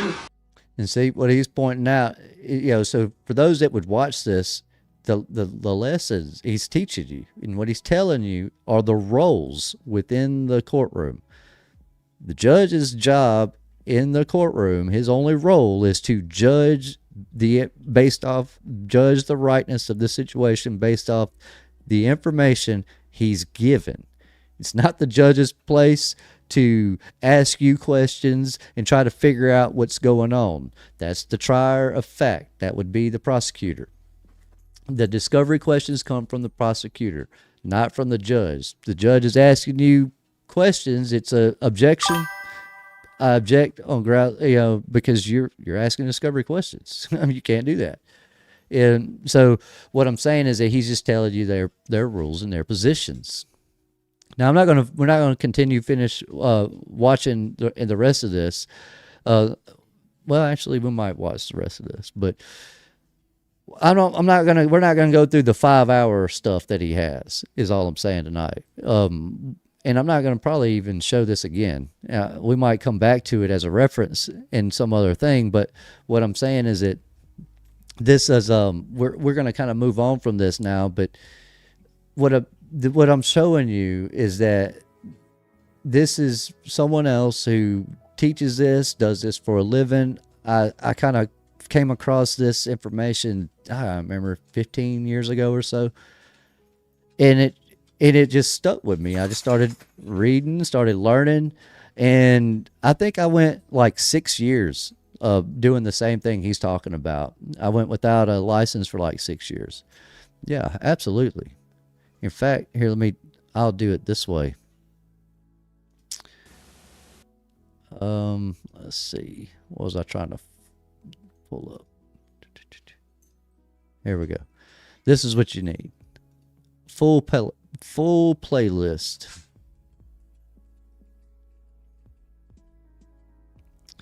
There you go. So in this, Carl Miller, he's going to talk about the Constitution, constitutional law. He's going to talk about licenses and fees and how no one has a right to take a right away. Yeah, they don't have a right. They don't have the right to take away a right and offer a license and a fee for you to have and call it a privilege. You can't do that. So whenever you hear those words, like it's a privilege to drive, yes, it is a privilege to drive in those areas. But I'm not driving. I'm traveling. See, there's a difference. The problem is that police officers don't know that difference, most of them. As time goes on and with social media growing, as long as they don't shadow ban stuff like this and them cops actually find it, there are some cops that know this stuff and they actually try to do right by it. But not all of them. Most of them don't know this stuff. Let's see. We already watched that. This is something else. So I came across a lot of these reels and I like to save them because I wanted to share them with you guys. But these are all kind of related to what we're talking about. Extremely interesting. Official documentation claiming the Earth is flat, and that mathematical equations used in aeronautics assume a flat, non-rotating Earth. Check these out. This is a CIA document sourced from the Russians, and it's titled Dissertations Defended in the Scientific Council of the Institute of Physics of the Earth. In the document, it mentions a near sun and a formula that is derived on the assumption of a flat Earth.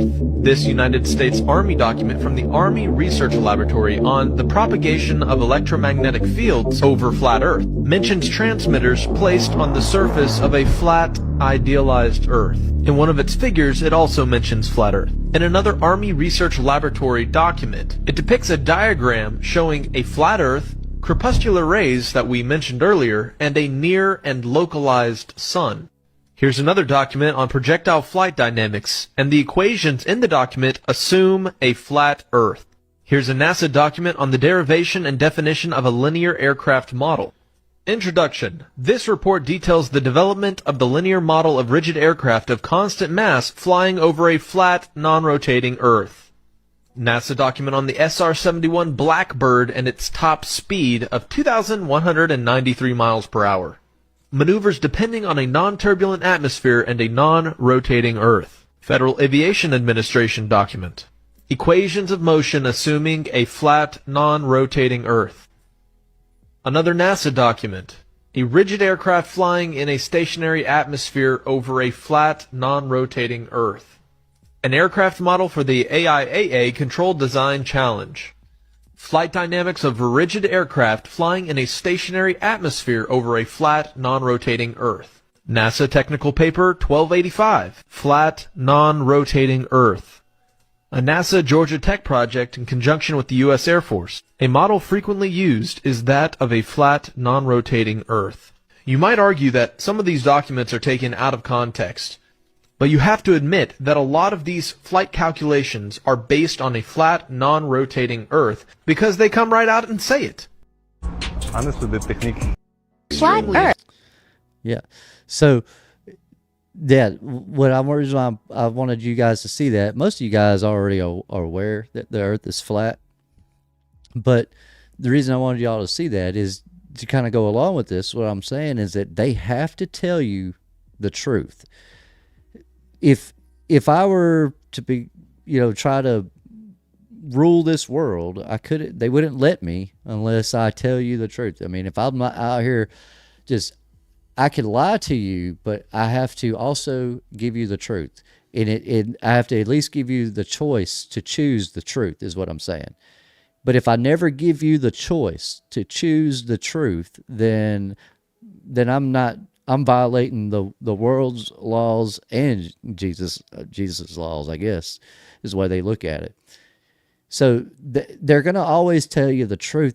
The reality is if there's 8 point something billion people in the world, those 8 billion people are not looking at these NASA documents. They're not reading CIA documents. They're not looking through the FBA files database to see if they can find their own name in it. They're just not doing that. So I'm that guy. I'm the one that'll do it. I'm the one that'll sit here all night long and read through an entire thing just to see if what it says and to understand it. I've done that. I didn't read all of those exact documents that this guy just showed necessarily, but I've seen a lot of those similar documents. And what I'm saying is all I'm saying is that they will tell you the truth, but they can also lie to you. But they can't lie to you first. They have to tell you the truth first, then they can lie to you. Once they lie to you, it's up to you to choose. Do I believe in men or do I believe in God? Do I believe in Jesus or do I believe in Trump? Who do you want to believe in? Do I believe in NASA or do I believe in the Bible? Do I believe in CIA or do I believe my brother next door? My family. I'm the head of my household, so I'm the one in charge. Do I believe myself? I suppose. What I'm saying is that they have to tell you the truth. They're not going to tell you stuff. They're not going to tell you something without telling you the opposite of it also. That's actually a good method for doing research, I guess. At least for me, it's always been that way. If I looked at something or heard of something, I try to think of what would be the opposite of that, and I go looking for that. And usually that's where you're going to find the truth. Whatever they say, the answers or the truth is generally the opposite of it. Let's see. All right, yeah, this is a good one. So guys, I want to show you some old world technology. The narrative of this life is to think that we've only had technology in the past 100 to 200 years. So why is it in the late 1800s and early 1900s we had technology like this, and it's documented and on camera? Look at the mechanics on that. Look at the machine. This is not a new world technology. This is old world technology. We've always had this. They just took it away from us and they reset us time after time, and we're going through a new reset right now. But they're going to make us forget about money and the paper money, and we're going to all go digital. And our lives are going to be controlled more than ever right now. By 2028, we will have forgot our true purpose, and we will have forgot about money, and we will all be controlled and trapped within the cryptocurrency and within digitalized life. Look at this guy in an electric wheelchair, guys. This is in the 1800s. So what? What are they trying to tell us that Darwin made electric coming into the early 1900s? When there's people out there that always knew the true meaning of life from free energy. They were always exploring the different situations. They just controlled it from us. We wasn't allowed to get our hands on any of this technology. It's being trapped and it's being taken away from us. They just drip feed us little bits and give it to us. Technology has always been here, guys. Wake up. We've been reset time after time. Everybody needs to know this. Stay blessed, all of my guys. It's wild, isn't it? The stuff that we used to have that they don't tell us about anymore. They lie about everything, but they also tell the truth about everything. The problem is it's hard to tell the truth from the lies, because we were taught about a world that is fictional. We were given a fictional reality, and everything we know about this world, about our existence, about our reason and why, is because we've all been taught. Let me erase this. I like this. I like doing the whiteboard stuff. It makes it easier for me to explain things.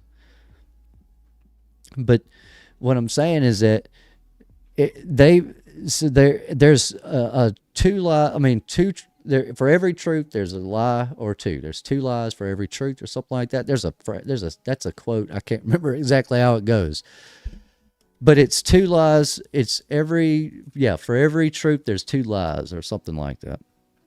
But what I'm saying is that you have two systems here: the world system and then you have Jesus's system. And they're always going to teach you about the world's ways. They're not going to teach you Jesus's ways. But that's what church is for, right? You go to church here, and your goal is in that church is to learn about Jesus and learn his ways. Problem is, as soon as you leave church, your parents have to go back to work, and you're doing whatever they're doing. They're over here going the world's way, doing things the worldly way. So that's where you end up. That's where all of us end up until you become an adult and can make those decisions for yourself. So what we have are two jurisdictions here. The truth is, you're bound to one of these. You're either bound to the jurisdiction of the world or you're bound to Jesus. If you want to be bound to Jesus, it's not going to be easy. It's going to be hard. And people are going to hate you. It's just the way it is. If you follow the world's ways, it's going to be easy. Simple. And if you do it the world's way, everybody will like you, I guess. They're not all going to love you, and if they do love you, they don't love you more than they love themselves. My money is important to me, and it's more important to me than your money. My world is important to me, and it's more important to me than your world.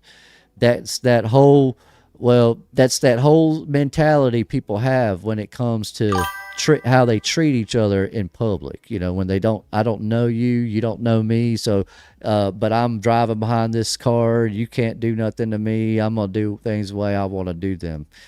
That's where all that comes from. All right. Hey, do you guys remember when Jesse, Walt, and Todd stole one? Actually, that's not what I want to watch. I'm from Milwaukee, but can somebody explain to me how our City Hall building was built in 1895, but here it is, 1848, being displayed? Again, 1666, Milwaukee, Wisconsin, taken with a blimp. Look at the structures. We were already here before they established anything. 1930, the structures are already here. Already built. 1895. Again, you see what it says. They made up this fake story. And we've been going with it. They say this guy right here came from a French-Canadian guy, came over here and started trading furs with the Indian tribes of Milwaukee. And yeah, I'm not believing that. We were already here. The structures were already here. These guys didn't come over here and build these mass structures. They came over here, took them over, and you can see they paraded around these structures, man. Yeah, so here I'll share that one as well. So as you can see, the further back in time you go, the closer to the truth you're going to get. The Bible, though, it just so happens to be one of the oldest kept up with written works that we have, besides books like Josephus, the complete works of Josephus, and Plato, whatever he wrote or whatever. I mean, there's all kinds of stuff that's out there that's available, and the truth is hidden within all of it. Today, when you turn on the television, none of that's going to be true, hardly, at least not fully in the truth. And it's never going to be like that anymore because this is available to you now. They can push harder on their deceptions. They can push even harder now that we have the internet. What I'm saying is that before the internet was available to everyone, you and me, it was more difficult to deceive people. And what I mean is, say, if you went back, let's say 30 years before the internet was ever a thing, what would happen is you would have a situation where you can't convince everybody of the same BS, the same idiocies. Because in order to convince them of that, you have to also tell them the truth first. Well, if you don't have the internet and you don't have the world in the way it is today, if you went back, say, 80 years or 100 years ago, you didn't have, you wouldn't have had all the influences in the deceptive mind frame that we have today. The system wouldn't be just totally where it is right now. Obviously, we can look back in time and see it wasn't always like this. The reason it's like this today and not like it was in the 50s isn't because we're progressive. It's not because we're new agers or that because we now are smarter than we ever were before. We know some things and we know what we're doing and we know about this. It's because the internet is now available to everybody, and they're slowly putting all of the truth out there, and people are able to see it. Whether you see it or not, that's up to you. If you don't know, if you don't choose to look for it and don't know how to look for it, that's not relevant to them. That's only relevant to you, and it sucks to be you in that situation. So the good thing about today, within the little season of great deception, we have the internet. You have wonderful people like JT Follows JC providing content, not just so he can make a living. I know people worry about that, but there's no need to worry about that. He's putting out information that you need if you want to stay on the right side of things. The same goes for Paul. The same goes for Brian. The same goes for Madeline. Same goes for the Culticon. The same goes for our entire community. J Dreamers, even everybody that understands when in time we are, all that information, and even these people that I've been showing you tonight, they may not even know about the little season yet, but doesn't matter. All of the things that we need to know, all the truths are available to us. Whether or not we know where to find them or do find them, that's all on us. From the universal laws that your governing people, these systems fall under, their rules. Oh, wow. Thank you for that. That's Jenny Murphy. She gifted 5 subs. Amazing. Thank you for that. What a blessing. We truly do have a giving and wonderful, loving community, and I can't say enough good about you guys. You guys really are awesome when it comes to the way you present yourselves in chat, the way you treat each other. I mean, you guys really do really good. You do so good that I never have to. I'm never worried about being in chat with any of you guys. And if I come across a video and I see one of your names in there, I know it's going to be a good time. And I really enjoy having you guys around. I appreciate that, Jenny Murphy. That's awesome. Thank you for that. But like I was saying, that all I'm saying is that they have to tell you, but they don't have to come right out and tell you. It's kind of like roadblocks. I don't know if you guys are even aware of this, but did you know that in order for the police department to set up a roadblock, they have to announce that long before. I think it's like 12 hours or so. They have to announce it before they do it. Now, how are they going to announce it? They're not going to come on radio. They're not going to call you. They're not going to come on the television and tell you, because that's too easy. That's super easy. They're not going to do that because they want to catch people in these roadblocks. They want to do that. But in order for them to set up those roadblocks, they have to let you know that there's going to be a roadblock, where it's going to be, and what they're looking for. And so they're going to go down to the library where no one ever goes, and they're going to put it on the door. Boom. They're going to print it out and put it on the door. And then when you go through that roadblock and you say something silly because you've watched Carl Miller and you say, well, you didn't make us aware that there was a roadblock. And they go, sure did. We posted it on the door to the library. And go, oh, well, I never go to the library. Well, you never go to the library. It's a public place and it's a government building. Most of them, a lot of them. Wow, Mad Pax, thank you for that. Appreciate that, Mad Pax. But yeah, you end up falling into these traps is all I'm saying. That's why I made it clear at the beginning of this. I'm not encouraging anyone to do the things that I do or to say the things that I say or to walk my shoes. Don't do that unless you're willing to go down the hard and difficult road. That long, hard, difficult road is only hard and difficult because we don't know the information we need to know. So with lines in the sand, I would like to try to build on this and be able to, with each episode, help enlighten and intrigue people with their minds, and so that they understand, hey, I can do what Jesus said and still hang out with my friends who don't do what Jesus says. I could still be in the world, but I don't have to be I don't have to be of it. I don't have to be of it if I'm in it. Like Daniel. Or like the Israelites even. I mean, Daniel's a good example. I like to use the Israelites as an example as well, because a lot of people don't know this, but, Joseph was the first Israelite in Egypt.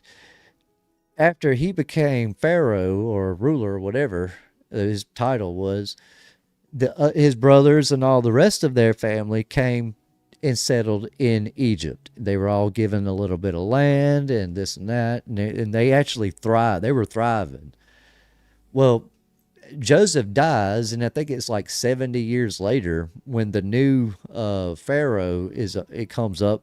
He grows up, he's young, he doesn't even know who Joseph is, and that's what ends up sending them into slavery. But what I'm saying is that during that 70 years, they were very successful within Egypt. They didn't, and so what I'm saying is that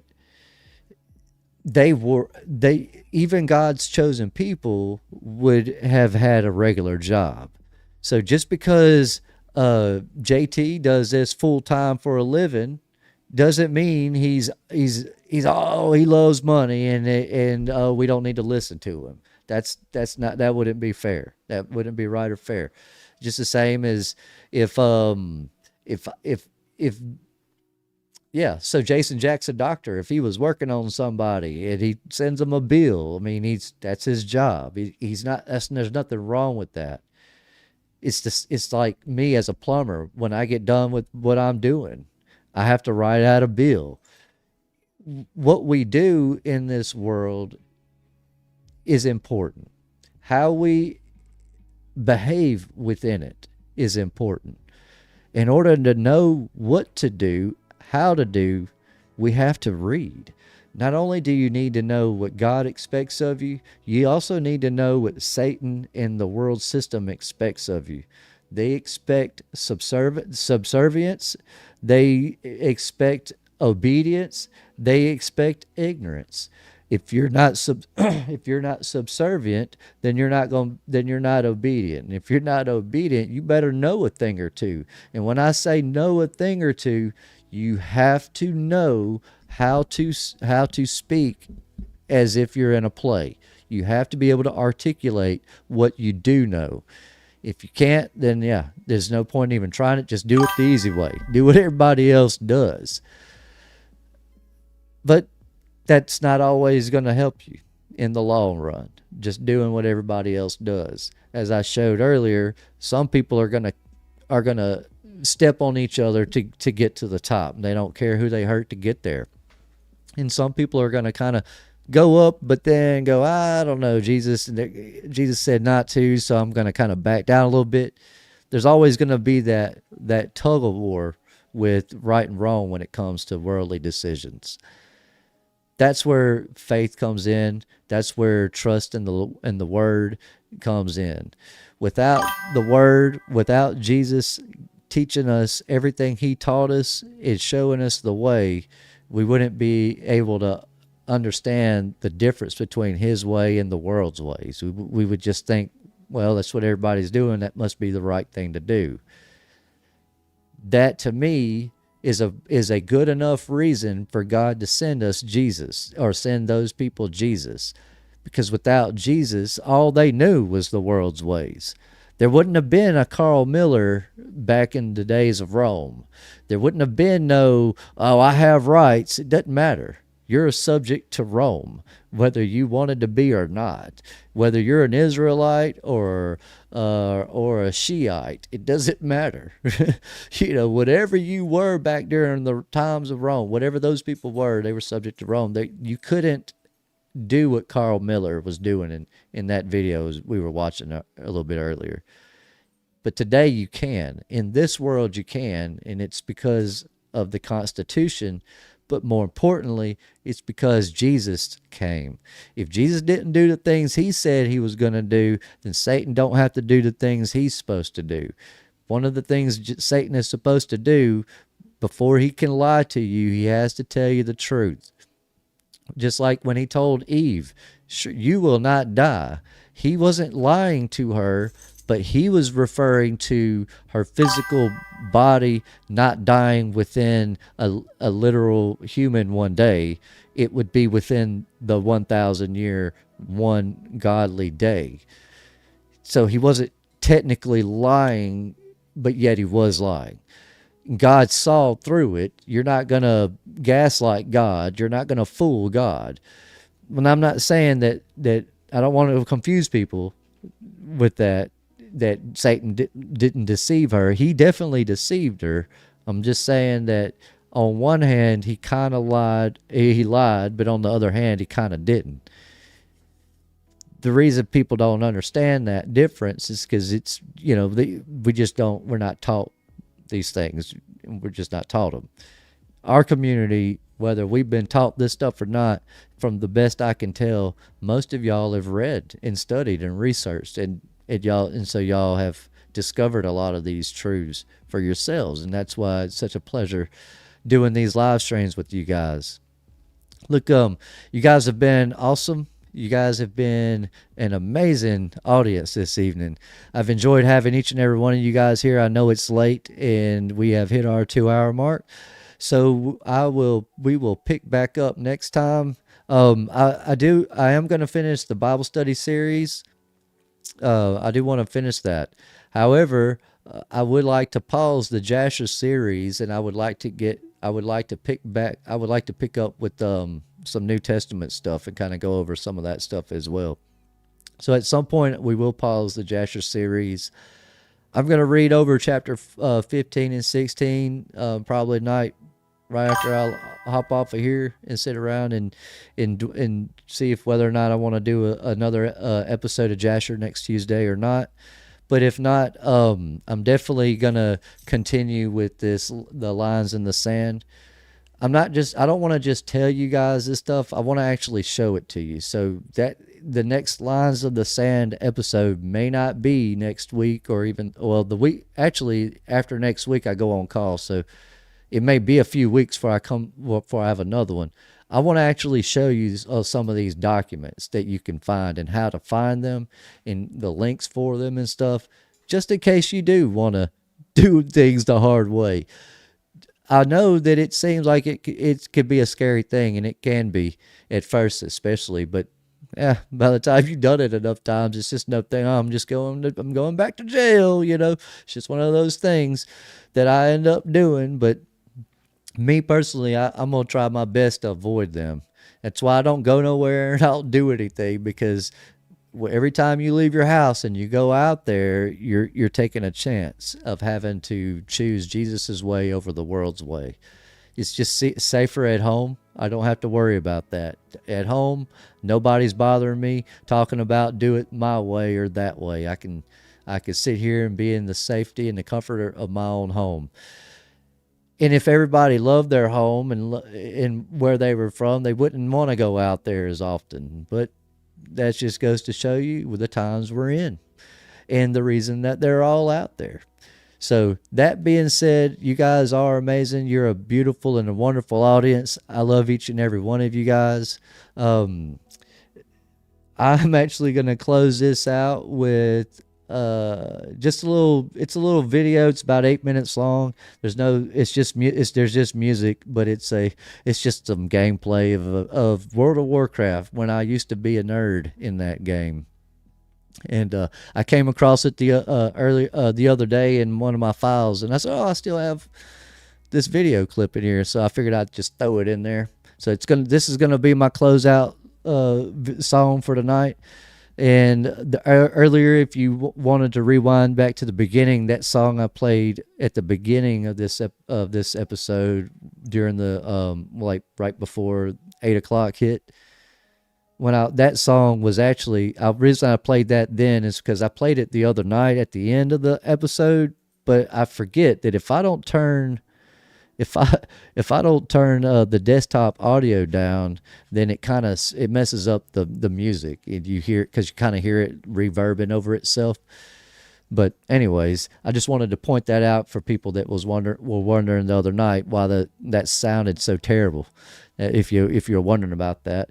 But that being said, I will see you guys tomorrow night with the Ceiling Fan Man, unless I fall asleep, which I don't plan on it tomorrow, but who knows, we will see.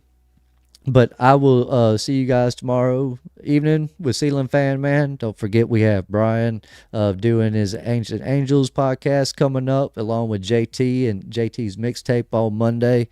And I know they do stuff on Saturdays and Sundays as well.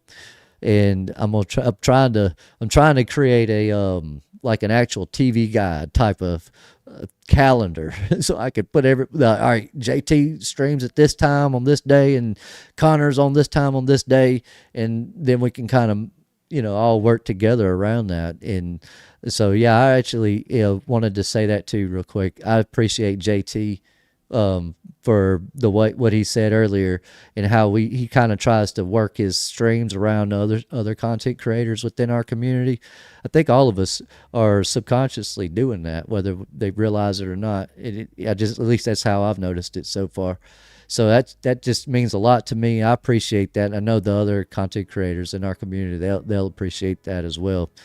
As far as the subs in the chat goes, they're going to appreciate it just as much as us, because they're not having to miss out on somebody live, because we're not overlapping each other. So I appreciate you for that, and I appreciate everyone else for all the work that they do in this content creator community, and as well as I appreciate the chat community and their graciousness and their giving and their wonderful demeanor.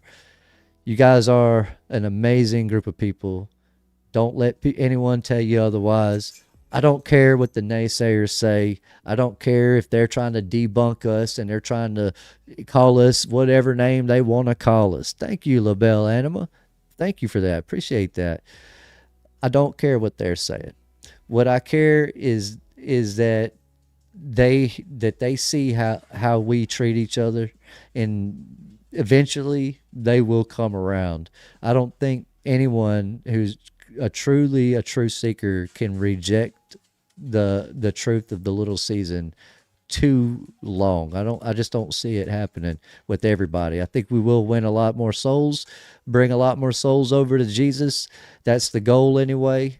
And hopefully, if everything goes well, then we will get to see the end of this thing wrap up here pretty soon, and we won't have to worry no more. Otherwise, we'll just keep on going and continue to make the best choices that we can. If in living this life, do the work. Do what you need to do to make sure your name gets written or stays written in the book of life. Until the next time I see you guys, take care, be safe. Do not go out there and try to ride through roadblocks drunk with no IDs or no driver's license, because the Rev definitely didn't tell you to do that. But Other than that, I love you guys. You guys are amazing. Blessings. Take care, and I will see you next time.